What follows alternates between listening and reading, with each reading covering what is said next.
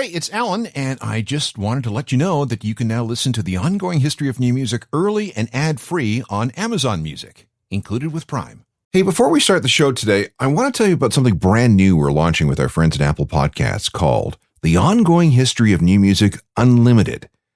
For $3.49 a month, $3.49, which is less than the price of your morning coffee, you can now get access to the full archive of our shows ad-free.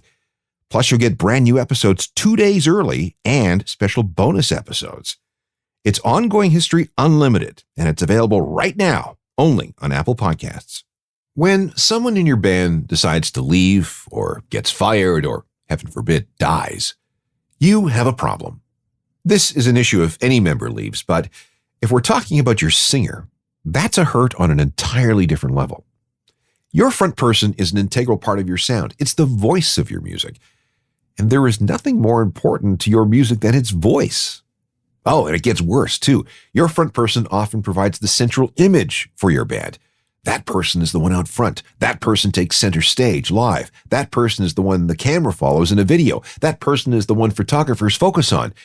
And chances are it's that person's name that comes to mind first when you talk to fans. So, what do you do when that person bails? Well, you have two choices. First, you can fold your tent, go home, and maybe come back in a different form with a different name. Or you suck it up and risk replacing that singer with someone else. This is hard on so many levels. Again, I go back to the notion of voice. You could find a sound-alike, like we've seen with, Journey.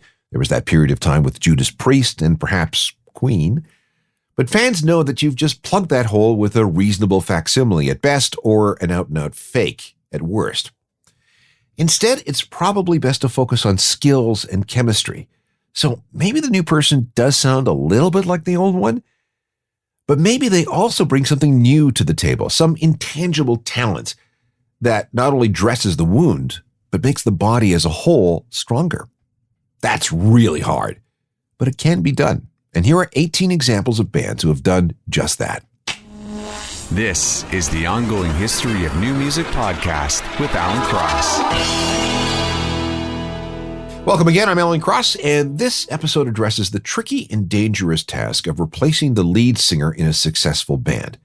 There are far more failures at this than successes, but at the same time, there are more successes than you might realize. And I'd like to highlight 18 such instances, going through them in alphabetical order. And first up is AC/DC. They had to change frontman not twice, not 3 times, but 4 times. The band's first singer was Dave Evans, who was with the band from their formation for about a year after they were formed in 1973. That was the time when the band was very much into glam rock. But after some time honing their guitar sound, they realized that Evans wasn't right, certainly not for the way things were headed, so he was given the boot. His replacement was Bon Scott, who had actually been working as the band's chauffeur when he got a chance to audition. He got the gig and was their singer when they recorded their first album, High Voltage. Scott was the guy for 7 albums, records that first cemented the band's reputation in Australia and helped them find a fan base worldwide. But then Scott died of acute alcohol poisoning after a night of drinking. That was February 19th, 1980. Bon had a really unique voice. How could anybody possibly replace that? However, AC/DC was able to fill his shoes with Englishman Brian Johnson just in time for the Back in Black album, which came out later in 1980. The swap worked way better than anyone could have dreamed. That record has sold at least 50 million copies, and subsequent albums have been big sellers too. But then there was a 4th change out front.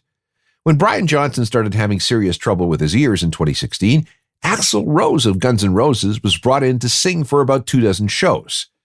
Fortunately, though, Brian got some great medical treatment and was able to rejoin the band. So AC/DC, 4 singers. Number 2, Alice in Chains. Lane Staley was a founding member back in 1984. In fact, he was the person around whom the band was formed. It was Lane first and then everyone else. But we know the story. Lane got very, very deep into heroin. And by 1995, he was all but unable to do anything because he was perpetually strung out. The band never broke up, but they couldn't record anything, and they couldn't tour.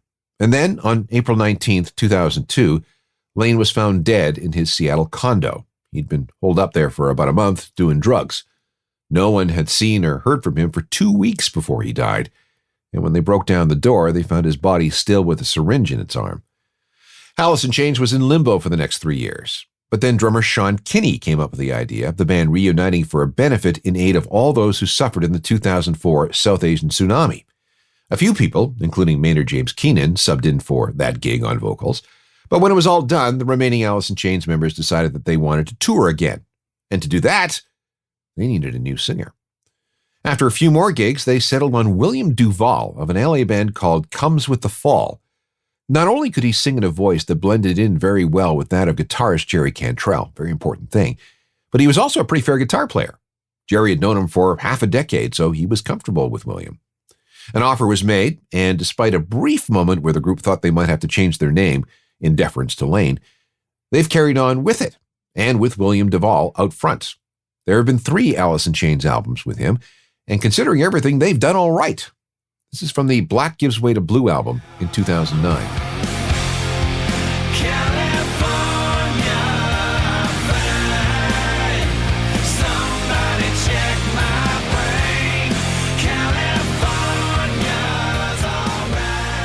Alice in Chains and Check My Brain from 2009 featuring William Duvall, the guy who has, for all intents and purposes, replaced singer Lane Staley as frontman.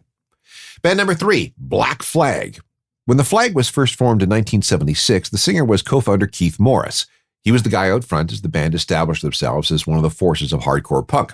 But by 1979, he was gone, a victim of creative differences and a lot of cocaine and speed. But anyway, a guy named Ron Rise subbed in for a while, and then Des Cadena was in there for about a year. His replacement was a former 7-Eleven clerk from Washington, D.C. named Henry Rollins. Big fan of the band. That took Black Flag to an entirely new level. He was with them until the summer of 1986 when they broke up. There have been several reunions since, each with former singers taking the mic. Band number 4 is, oh boy, Black Sabbath. Let's zip through this one. Ozzy Osbourne between 1968 and 1977. Dave Walker in 1977 and 1978. Ronnie James Dio from 1979 to 1982. Ian Gillan from 1982 to 1984. Ron Keel and Dave Donato, both in 1984. Jeff Feinhold, 1985. Ozzy again for about 20 seconds in 1985. Glenn Hughes in 1985 and 1986. Ray Gillan, 1986 and 1987. And Tony Martin, 1987 to 1991. Okay, a lot of lesser-known names there. And I'm not done. Ozzy came back in 1992, but then Tony Martin came back from 1993 to 1997. And then Ozzy for a long stretch, 1997 to 2006. There was a break for a few years where nothing happened until Ozzy and the crew reunited one more time in 2011 to 2017. So by my count, and I could be wrong because there's a lot to count here, at least 11 different lead singers for one band, Black Sabbath. Deep Purple, which is band number 5, is almost as weird. Ron Evans was first, serving in 1968 and 1979. Then it was Ian Gillan from 69 through to 73. That's when David Coverdale took over. He lasted until 1976. Glenn Hughes, there he is again, also shared on some lead vocals during that period, and the same thing with Tommy Bolin. Ian Gillan came back for 1984 to 1989 before quitting and being replaced by Joe Lynn Turner between 1989 and 1992. And then Gillan returned and is still with the band today. So I think that's 6 different lead singers. Band number 6 on this alphabetical list is Faith No More. Singer Mike Norris was first. He was a co-founding member of a band called Sharp Young Men back in 1979, and that group eventually morphed into Faith No More. When that happened, Norris was out, and the band, under its new name, tried out several vocalists, including someone named Courtney Love. Yes, her. That lasted about 20 minutes sometime in 1983. Then came Chuck Mosley, 1983. He was out front until 1988 when Faith No More released their first records. After that came Mike Patton, who had the gig for 10 years, 1988 to 1998. And then came a long hiatus for the band before they reformed in 2009 with Patton on lead vocals again. For a little while, he shared the space with Chuck Mosley in 2015 and 2016, but now, though, as far as anybody can tell, it is Patton's gig. Let's go back to 1989 for the album The Real Thing. This was Mike Patton's first record with the band after Mosley was fired. He was getting into fights with other members of the group and the roadies. And he actually fell asleep on stage during an important showcase event. He also had this thing about wanting to do just acoustic songs, which is not what anyone else in Faith No More wanted to do. So no wonder he was out. This is still the band's biggest song. It's epic.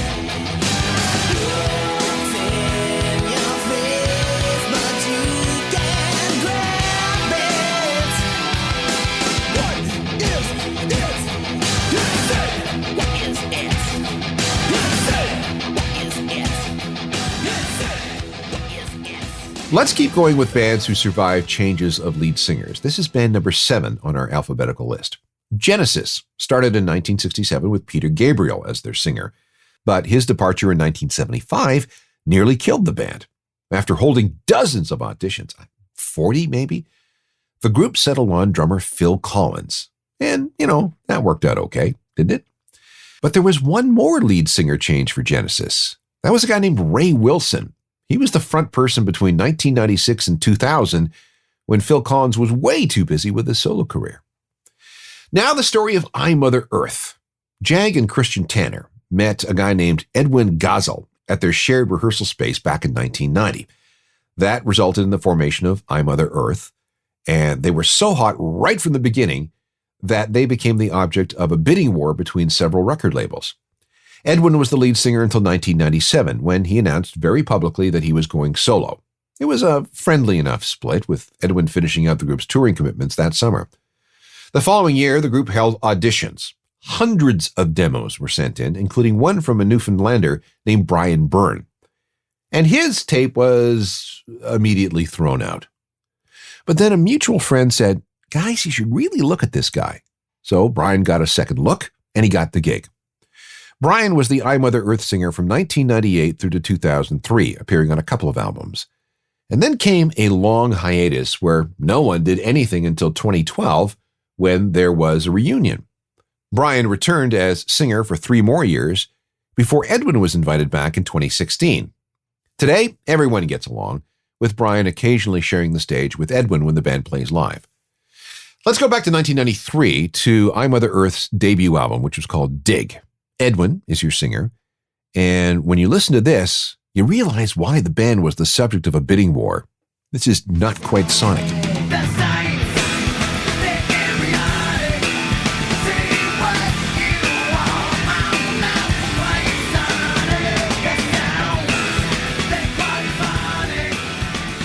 One more band before the break. This is number 9 on our list, and it's Iron Maiden. The group started in London in 1975 with singer Paul Day, who served for about 2 years. Next up was a guy named Dennis Wilcock. That was a weird time. He had a thing about where he'd put capsules of fake blood in his mouth, and then he'd take a sword, draw it across his face, bite down on the capsules, and then bleed all over the place. His replacement was Paul Di'Anno. He's the guy that we hear on the first 2 studio albums from Iron Maiden. But then he was fired because of boozing and drugging. Enter Bruce Dickinson, the most well-known of all the Maiden singers. His first tour of duty was from 1981 through to 1993. Then he left for 6 years to focus on some solo work. His place was taken by Blaze Bayley, but then Blaze ran into vocal issues just as Bruce Dickinson indicated that he wanted to come back. So was out with Blaze and in with Bruce. That was 1999, and that's the way things have been ever since. 10 more bands who changed up lead singers and survived coming up. The most traumatic thing that can happen to a group is to have one of your number die. How do you recover from that? And if the person who dies is your lead singer, God, what do you do? This is exactly what happened to Joy Division in May of 1980. The group had been together since 1976 and struggled the whole time through. They had fans, but they really weren't exactly setting the album charts on fire, and their lead singer had a big problem. Ian Curtis had plenty of physical and mental health problems. He was allergic to the sun. If he stayed outside too long, his hands would turn bright red and swell up. He developed a severe case of epilepsy. He suffered from depression. He drank too much. He did too many drugs. He wasn't reacting well to the attention the band was attracting. He had financial problems. His marriage quickly fell apart, and he was having an affair. All of this proved to be too much for Ian, and he hanged himself in the family kitchen on May 18th, 1980. He was just 23. Joy Division was supposed to leave for North America the very next day on a tour that could have broken things wide open for them. The three remaining members of the band had a problem. When Ian was alive, they'd agreed that should anyone leave the group for any reason, they would break up. At the same time, though, they didn't really want to give up on a music career for themselves. And so it came to pass that Joy Division was dissolved, but immediately reconstituted under a new name, New Order. Okay, but who was going to sing? Rehearsals featured everyone taking a turn at lead vocals, but in the end, it was decided that guitarist Barney Sumner should get the job. That was at the end of July 1980. That fall, drummer Stephen Morris's girlfriend, Jillian, was added on keyboards, and that completed the classic New Order lineup. As New Order's success and influence built, people were led back to discover Joy Division. The bigger New Order got, the bigger Joy Division became. Looking back on things now, both bands are considered essential influences across several regions of alt-rock. Joy Division's dark music helped create both goth and industrial music. Meanwhile, New Order made it cool to dance again, after disco had made it very uncool for many people. In many ways, New Order invented alternative dance. Plus, their use of sequencers and drum machines had a profound effect on the development of music throughout the 1980s. A couple of things about this song.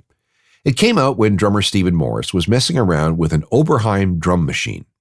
The initial idea was to put this on at the end of a set, so New Order could leave the crowd with some beats as they went back to get an early start on post-show drinking. But then, these beats morphed into a full song.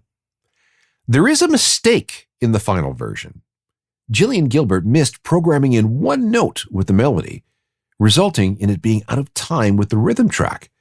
That was a happy accident because it actually sounded better with the mistake, so they left it in. Even though the song became the best-selling 12-inch in the history of humanity, the packaging in which it was sold was so expensive to produce that New Order and their record label lost money on every copy they sold. And why is it called Blue Monday? Because Ian Curtis took his own life on a Sunday, and everyone found out the following day. A Monday. Sad. Blue. I see a ship in the harbor. I can't shallow bay. But if it wasn't for your misfortune, I'd be a heavenly person today. New Order and band number 10 on our list of groups who survived and ultimately thrived after a change of lead singer. Band number 11 is quite recent. Kasabian first appeared in 1997, right at the tail end of the Britpop era. Over the next decade and a half, they carved out a nice career for themselves in the UK, Europe, and in pockets of North America. But then things fell apart with original singer and founding member Tom Meehan. In July 2020, an announcement came that he was leaving the band. It was a mutual decision. Tom had admitted in court that he'd assaulted his ex-fiancée in front of their child, and that was a red line for everyone else. He was permanently dismissed and terminated from all associations with Kasabian. The new singer is guitarist Sergio Pizzorno. This new version of Kasabian first appeared in October 2021, and we'll have to see how they do. But so far, so good. Moving to band number 12 of 18 is a bit tricky. Rage Against the Machine had a really good run for about 9 years, 1991 through to 2000. But then frontman Zach De La Rocha quit, leaving the other three members in limbo. After talking it over, they decided that they would in fact carry on. All they had to do was find a new singer. And at first, this new band was supposed to be Rage Against the Machine with somebody new out front. One of the guys they auditioned was B Real of Cypress Hill. But after jamming a little, they decided that, no, we didn't want a Zach sound-alike. It was time for a fresh start of some sort. And that's when producer Rick Rubin suggested they talk to ex-Soundgarden singer Chris Cornell. The chemistry was immediate, and the band started writing under the name Civilian, or alternatively, the Civilian Project.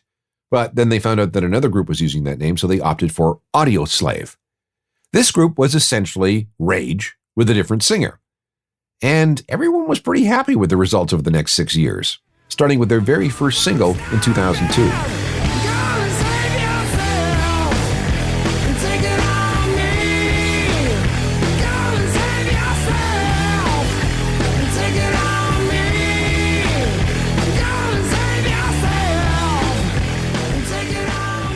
That's a dozen bands who managed to get through a change of lead singer. 6 more to come in just a second.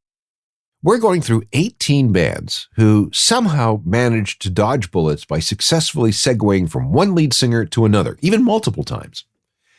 Band number 13 is the Small Faces. They were a big deal during the swinging 60s era of London. But then singer Steve Marriott decided to leave to form a band called Humble Pie. The rest of the group took this opportunity to hire a new guitarist and a new singer. The new guitarist was Ronnie Wood. 6 years later, he'd replaced Mick Taylor in the Rolling Stones. And the new singer was this gravelly-voiced former gravedigger dude named Rod Stewart. They also changed their name from the Small Faces to just the Faces, ostensibly because the 2 new members were relatively tall, making the Faces not so small anymore. Number 14 is Stone Temple Pilots. They were a major force in the 1990s, with Scott Weiland as their front guy. He is honestly one of the best frontmen I've ever seen. The dude was hypnotic. But Scott had all sorts of demons, which saw him fired from the band a couple of times.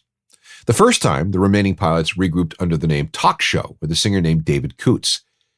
This did not work, and they sank without a trace. Weiland eventually returned and lasted until they couldn't take it anymore. He was dismissed for good in 2013. And then we all know that Weiland tragically died of a drug overdose in 2016 without reconciling with the rest of the group. For a while, STP carried on with Chester Bennington, who was moonlighting from Linkin Park. That was actually an excellent fit because he'd been an STP fan since he could remember. Chester was also made an official member. He toured with the band and recorded a couple of tracks with them. But then Chester had to go back to his day job and was back with Linkin Park after about 2.5 years with STP. His replacement was Jeff Gutt, a guy they found after launching an online audition process. One possibility was John Borgia, who was from the Philippines. But then the successful candidate was John, who was a runner-up on season 3 of the TV talent show The X Factor. That was finalized by the fall of 2017. The result was another self-titled album, and here's a song from that. This is called Meadow.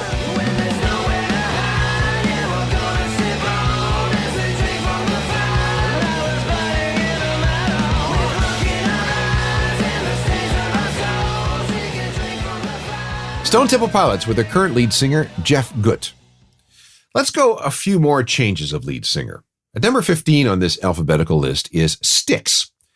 When they were formed in 1975, Tommy Shaw handled some lead vocals. After a breakup in the 1980s, Styx reformed with Glenn Burtnick in place of Shaw.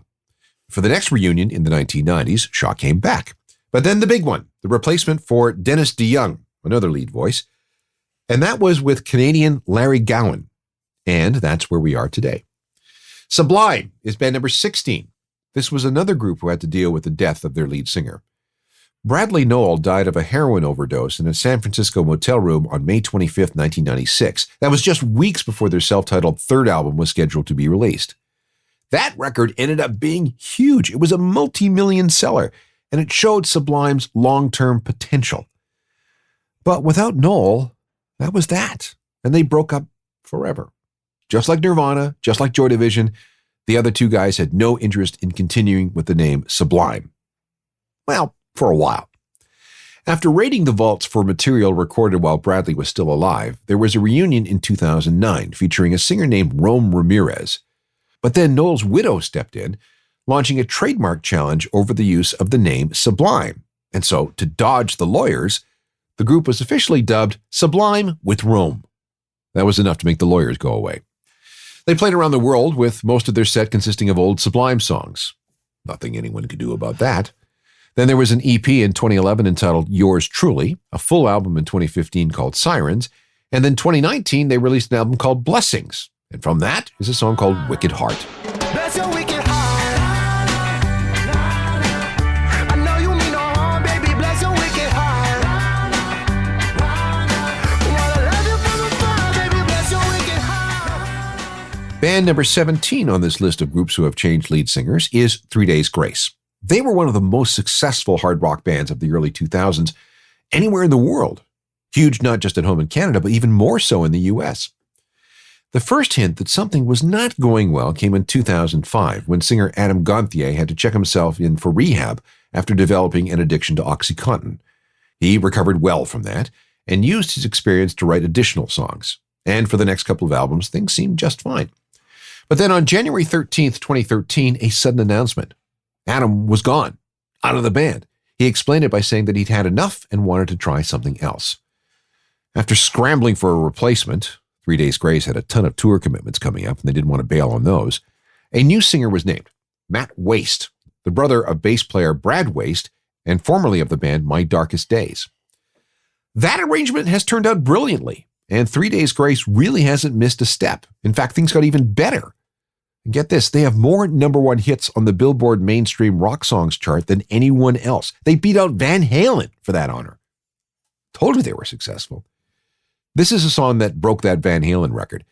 From 2017, the album Outsider, this is 3 Days Grace with Matt Waste and Infrared. I see you in infrared, the heat and the light and the way you move, like nobody else is in the room. I see you. That's 17 bands. Here's the 18th, and I just mentioned them, Van Halen. They've had 3 lead singers, David Lee Roth from 1973 to 1984, then Sammy Hagar from 1985 to 1996, Roth again for a very brief time in late 96, and then 4 years with Gary Cherone, formerly of the band Extreme. Then another 2 with Hagar, that was 2003 to 2005, and then Roth was back in for a reunion tour between 2006 and 2008. There was supposed to be another reunion tour with David Lee Roth, we think, but then Eddie Van Halen got sick with cancer and eventually died on October 6th, 2020. That was a pretty long list, 18 bands who managed to navigate a change in lead singer. But if I had time, I would have included more. Some of the following had more success than others, but at least tried to carry on. Rainbow, who had at least 3 different frontmen.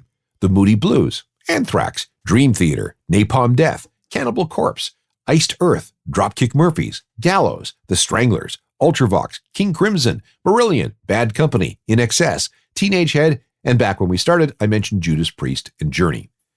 I'm sure there's more. I know there is. But I guess what I'm trying to say is that losing your lead singer doesn't have to be the end of the band. It could be, but if you get lucky. There are hundreds of shows like this in podcast form. Just go to any podcast platform and search for Ongoing History and you'll find them. Download as many as you want. They're all free. We can also meet up on Facebook, Twitter, Instagram, and TikTok. Got to be everywhere, right? I invite you to my website, which is updated every day with music news and information. That's ajournalofmusicalthings.com. Subscribe to the free daily newsletter when you're there. And all email can go to alan@alancross.ca. Back with more real soon. Technical production is by Rob Johnston. I'm Alan Cross. You've been listening to the Ongoing History of New Music podcast with Alan Cross. Subscribe to the podcast through iTunes, Google Play, Stitcher, Spotify, and everywhere you find your favorite podcasts.